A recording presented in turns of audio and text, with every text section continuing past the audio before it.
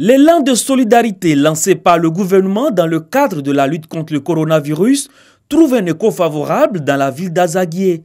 Le REFPUS, le réseau des femmes professionnelles unies du Conseil de l'Entente, vient de faire don de kits de prévention constitués de gel hydroalcoolique, du savon, des seaux pour le lavage des mains et des vivres aux femmes ressortissantes des pays membres installés dans cette localité. On nous dit qu'il faut qu'on sache que la maladie, elle est réelle, elle existe et elle fait des dégâts.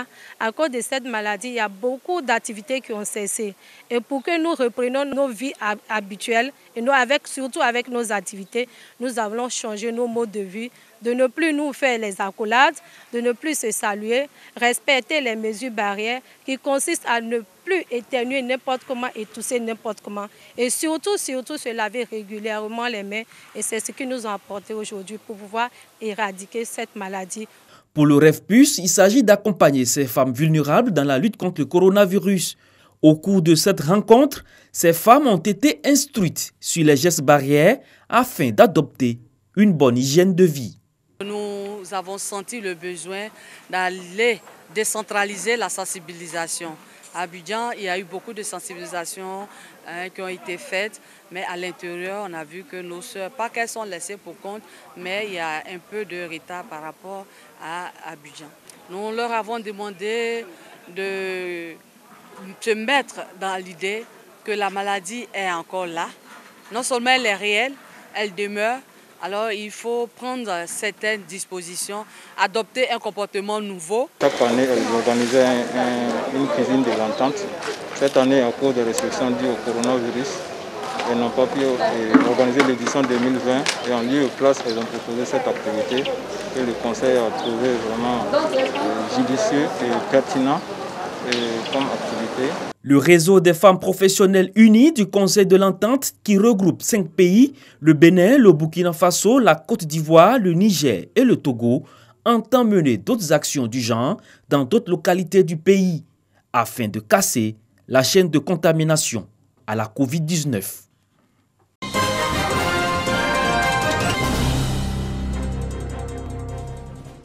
Renforcer la capacité des officiers de police et de gendarmerie dans la gestion de la sécurité dans un contexte électoral. Il s'agit pour ces officiers de maîtriser le cadre légal et institutionnel en matière d'élections et le mécanisme pour une sécurisation efficace des élections à venir. Ces élections, vous le savez très bien, interviennent dans un double contexte, à la fois sécuritaire et sanitaire. Et donc pour ça, il faut nécessairement les outiller à ce qu'ils aient des ressources nécessaires en vue non seulement que les élections se passent de manière apaisée, mais aussi de prévenir les violences susceptibles de naître pendant ces élections-là. La secrétaire d'État chargée des droits de l'homme, Aimé Zébéyou, a invité ses officiers à faire preuve de professionnalisme dans la gestion de la sécurité au cours de ces élections. Cet atelier vient à point nommé, il vient renforcer leur capacité. On parle de droits humains, élections et le rôle de la police. Et vous savez très bien qu'ils doivent être, le jour du scrutin, présents dans tous les bureaux de vote. Ils doivent être présents dans tous lieux, partout, pour surveiller quelques comportements un peu déviants. Alors, nous sommes venus en tant que secrétariat chargé des droits de l'homme pour leur dire que nous comptons sur eux. Ces officiers de police et de gendarmerie viennent des régions de San Pedro, du Lodjibois, de la Nawa et du Go. Gagnoa constitue la 5e étape de cette série de formations avec le soutien de la Fondation Cora d'Adonaeur.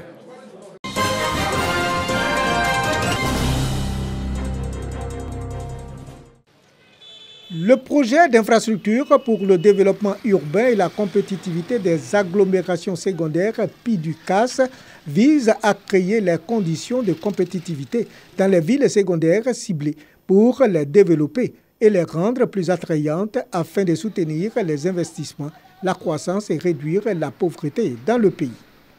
La première phase du projet va concerner les villes pilotes de Bouaké et San Pedro qui sont des pôles de développement stratégiques. L'idée, c'est de créer des pôles économiques attrayants en dehors d'Abidjan, afin qu'on puisse éviter l'exode vers Abidjan. Je vais à Abidjan pour chercher du travail. On peut rester sur place et gagner sa vie correctement. La cible du projet, les organismes gouvernementaux, les opérateurs du secteur privé, les femmes et les commerçantes évoluant dans le domaine de la production. À terme, il s'agira d'établir la cartographie du tissu entrepreneurial de Bouaké. Nous avons l'habitude de travailler avec nos propres fonds, mais cette fois-ci, la Banque mondiale a décidé de nous financer. Et puis, ils vont nous apporter beaucoup d'appui, pas financièrement seulement, mais avec plusieurs soutiens. Nous attendons des financements, certes, mais nous attendons aussi, comme l'a dit le panéliste, la formation des jeunes. Il faut former des jeunes de telle sorte à ce qu'ils puissent avoir des outils essentiels pour développer leur entreprise. Ce projet est d'environ 15 milliards de francs CFA. À la cérémonie de lancement du projet, le secrétaire général de préfecture Akounou Kwadjo s'est réjoui du soutien aux entreprises afin d'accroître leurs performances.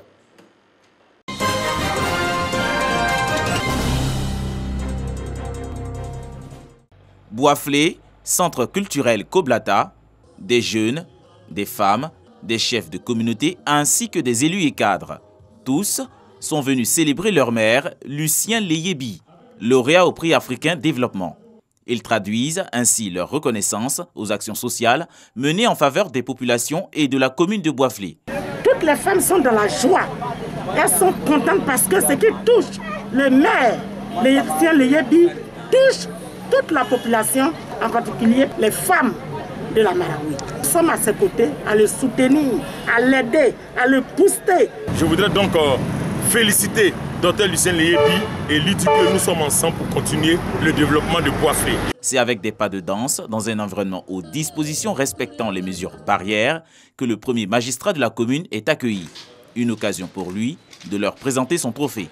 Il s'agit du prix africain de développement et j'ai été primé meilleur agent des services municipaux.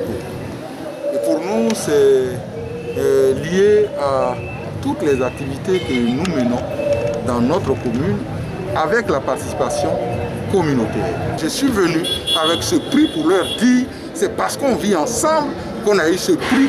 On nous encourage, on doit toujours continuer de vivre ensemble sans être divisés. Pour Lucien Leyebi, cet accueil est un honneur, mais également une véritable invitation à accroître davantage les actions sociales dans la commune, afin d'apporter un mieux-être aux populations. À quelques heures de la célébration de la fête de la Tabaski, le marché à bétail de Gagnoa grouille de bêtes de toute taille et de tout prix, venus essentiellement des pays voisins. Si quelques acheteurs cherchent en vain à acquérir des moutons à cause de la cherté dans les parcs, Adama Ouedraogo, vendeur venu du Burkina Faso, se veut rassurant sur la flexibilité des vendeurs, a servi toutes les bourses. Le prix est vraiment bas cette année.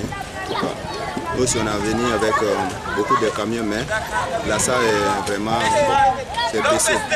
Avec l'affaire de Corona, là, le prix est vraiment baissé en tout cas. Dans le même élan, le président du conseil régional du GO, Joachim Djedje-Bayon, a fait don de plusieurs dizaines de moutons à la communauté musulmane de Gagnoa. Il s'agit pour lui d'aider cette communauté à passer dans de meilleures conditions cette célébration. Je suis venu saluer les imams pour leur demander de continuer à prier pour le pays. Rien ne vaut la paix. C'est quand on a la paix qu'on peut tout faire. Et grâce à leurs prières, la Côte d'Ivoire a retrouvé sa place dans le Conseil des Nations. Pour sa part, l'imam Diaby Taïb, secrétaire général du COSIM, a traduit la reconnaissance de la communauté musulmane du GO aux donateurs pour ce acte de générosité. Nous sommes très contents. Ça nous va vraiment droit au cœur. Le monsieur a dit, donc le président Didier, une fois il a dit lors d'une cérémonie, il dit « Seigneur, tu m'as tout donné ». Je ne pense pas que si je vais oublier cette phrase, c'est une reconnaissance d'une créature envers son créateur. Et encore de plus, il manifeste, et toujours.